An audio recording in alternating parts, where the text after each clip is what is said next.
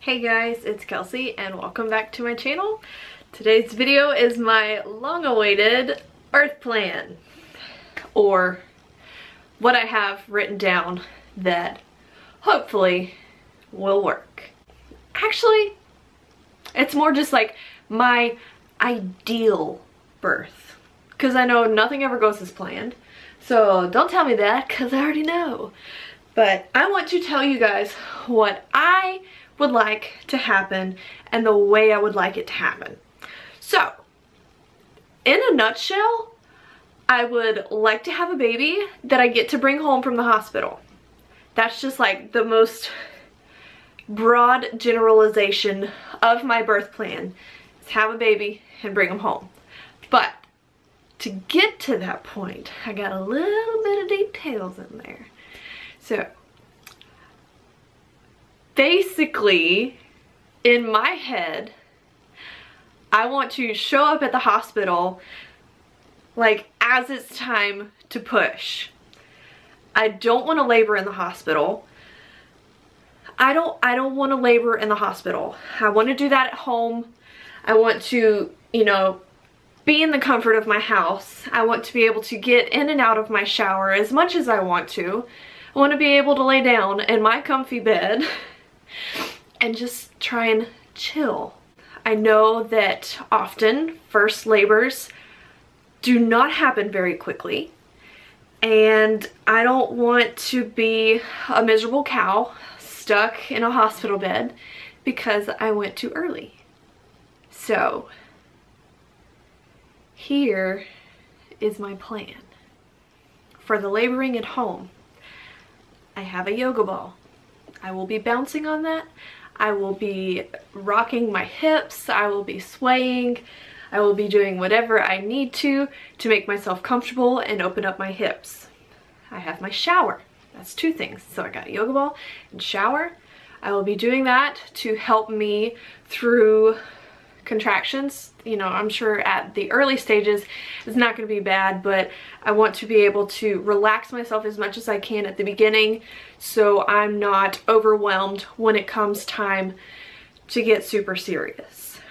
I also plan on eating when I need to, which is another reason that I'm going to stay home as long as I can, because I know that if I get to the hospital, and I mean, I have it in my birth plan that whenever I'm at the hospital, I don't want any food restrictions, but I mean, that's just what I want. And I know they technically can't make me not eat, but they can definitely guilt trip me into it, or guilt trip me out of it.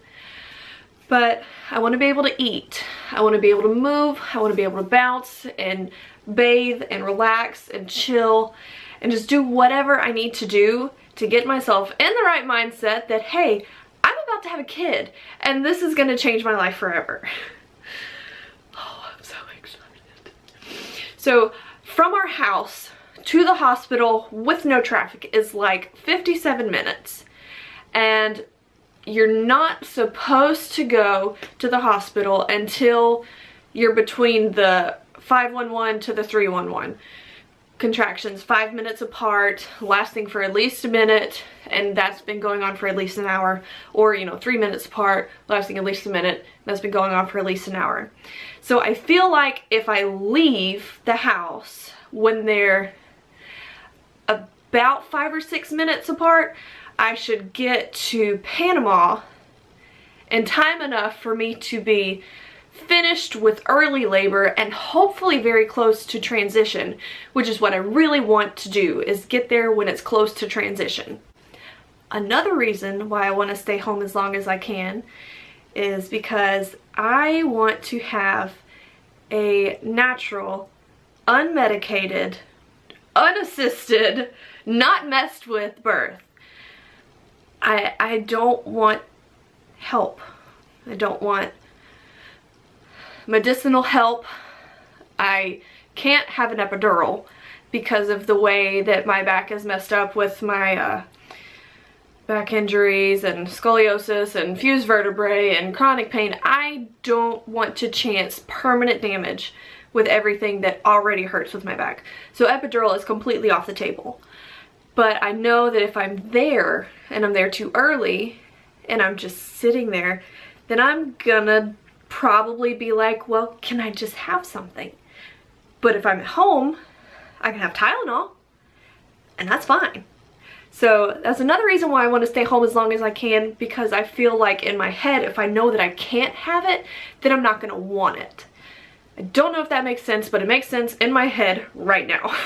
So, with that being said, I have not pre-registered yet for the hospital, but I think, not my next appointment, which is Monday, but my appointment after that is when I will get all of my pre-registration papers.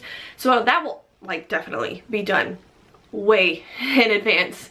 So hopefully once I get to the hospital, I can go to my room and just be left alone. Also though, the mall is very close to the hospital, so if my contractions kind of slow down on the way to the hospital, then I can go walk around the mall and not have to, like I said, go sit in the hospital when nothing's happening. So with the birth, I feel like I will know innately whenever I need to push, but I'm not objecting to them coaching me with pushing. Like if it stresses me out too much, I can be like, okay, just shush and let me do it. But I feel like if I have that little bit of instruction to help me go along, then that will help me get him out. I also want to be able to move around with my birthing positions, because depending on your position and the way you're letting gravity affect you, it can make things more difficult. So I would, like, least favorable position would be, you know, still on the bed, but, you know, kind of upright, so I'd have at least a little bit of gravity.